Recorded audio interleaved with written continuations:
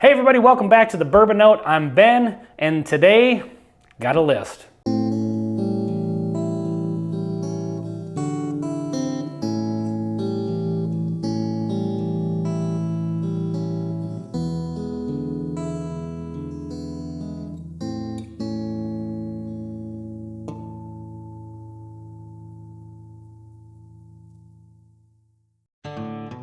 So right off the bat, you may notice I'm alone today. Greg is currently on assignment, so I'm hopping on here to do a well overdue challenge video. A couple months ago, our friend Myron over at Bourbon Drop challenged us to do the bottles you didn't buy because of YouTube challenge. And Myron, I am sorry that it took this long to get this video finally out. One thing, our filming schedule has been completely off. I was on vacation part of that time. And then the third reason is that it took me a long time to figure out how to do this video because, to be perfectly honest, I don't really have any of those. So I'm gonna have to kind of amend this list a little bit. Having a channel where there's two of us, sometimes there's a bottle that I wouldn't have bought, but Greg did, and vice versa. And so this list is gonna be a couple bottles that I didn't buy, but Greg did, and then a couple that I actually did buy, but shouldn't have. Like, I should have listened to Whiskey Tube on them. So let's get into the list here, and please bear with me because I don't normally do solo videos like this, so this might be a bumbling mess. Hopefully it isn't. So right off the bat, let's get into the couple of bottles that I didn't buy, but Greg did. I don't have them on the bar right now, but the first one is Traveler. So that's the recent one from Buffalo Trace. I think it comes in at like 90 proof. It's the, you guys all know, it's the collaboration with Chris Stapleton. It's like a blend of, I don't even think it says American whiskey, it's just blended whiskey. So I think there's some Canadian in it or something like that. And it's one of those ones that I think I said in a bourbon hunting video, I just could not have had less interest in it. I think it got a lot of hype just because it was a Buffalo Trace product. And we all know how Buffalo Trace gets hyped up. But yeah, it just didn't really seem like anything I wanted to. I certainly was always willing to try it, but nothing I was gonna spend 40 bucks on. Luckily, Greg spent the 40 bucks. We tried it, and it was a complete and total letdown. So definitely should have listened to Whiskey Tube on that one. Although I don't think Greg had seen any reviews on it when he bought it, but I definitely was not interested in buying that just because of the Whiskey Tube videos that I had seen before. So. Bottle number one. Bottle number two that I don't have on the bar, Willet Pot Still. So Greg and I have not actually done an official review of this one, but we did drink it in a live stream one night. And this one, I never chose to buy just because I had had a couple other Willet products and I was not a fan of them. And I had just heard from everyone that it was complete and total garbage whiskey. I still have not found a single person that says anything good about it. And then Greg had a bottle of it from actually before we even started the channel when he was just new to whiskey. I think he, like most people, probably bought it because of the cool bottle. And we drank some on a live stream one night. I don't particularly remember how it tasted, but I do remember that we both said we were kind of surprised that it wasn't as bad as we were expecting, just based on everything we had seen about it on Whiskey Tube. But I do also remember we were not particularly fans of it. But that one, I think when you set the bar that low, maybe there's only room to go up. I don't know. So third one that I don't have, and this actually does properly fall into the category of ones that we didn't buy because of Whiskey Tube, but also because of availability, because you can't get it in Minnesota, and that's Castle and Key, the first batch of it. Now, I believe this was on, I want to say Brian from Bourbon School's list. I could be wrong about that, but I think it was. And that one, as much interest as I had in it, I just saw so many people on Whiskey Tube saying that it just fell short. I think they said it, came across as youthy, grain forward.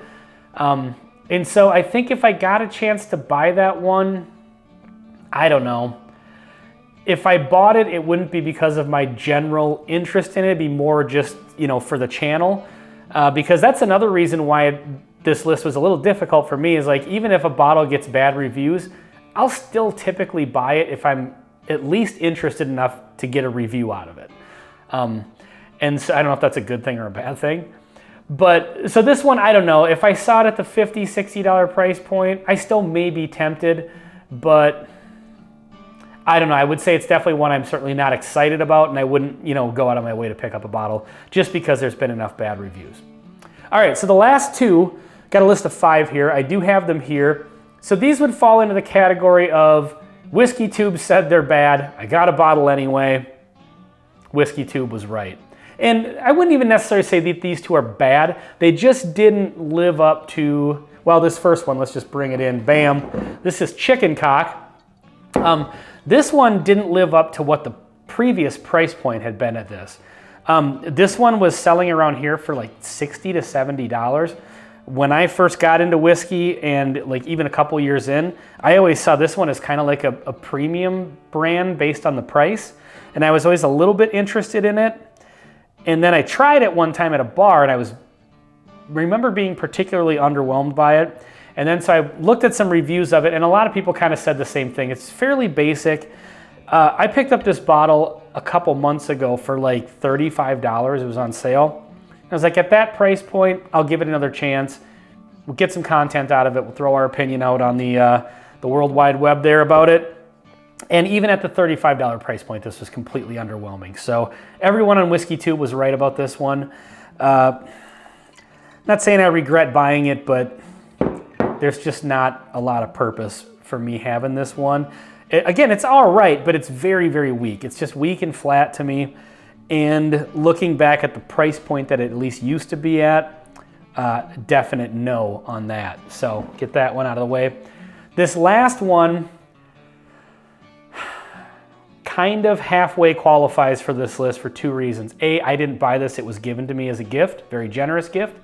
And B, Whiskey Tube was 50-50 on this one, but I think there were enough reviews that said that this was very, very meh, middle of the road. I was still gonna buy it myself, to be honest.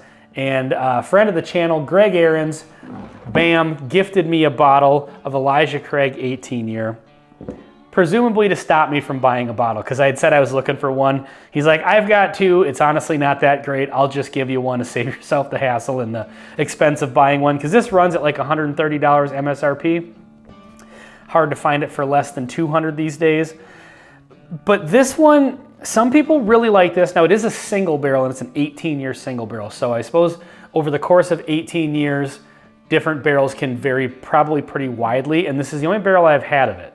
So the only bottle, but the only barrel, the only actual, like I've only had this particular juice.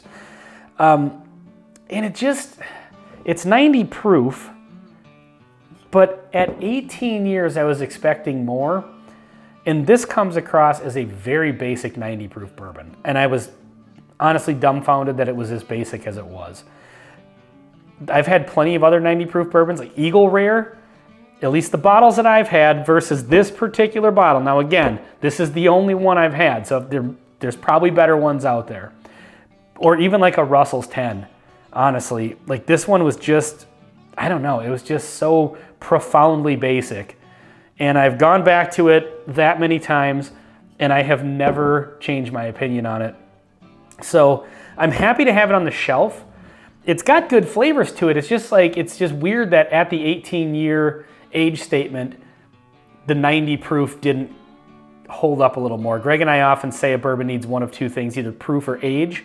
And if it's lacking both of those, it's usually, like a 90 proof bourbon at 2 years is probably not gonna have a ton of flavor. But you take a 90 proofer and age it long enough, you're getting enough flavor out of the barrel that at least brings it up. Or if you have a lesser age bourbon, but you leave it at cask strength and you don't water the flavors down too much, get a little more flavor out of it.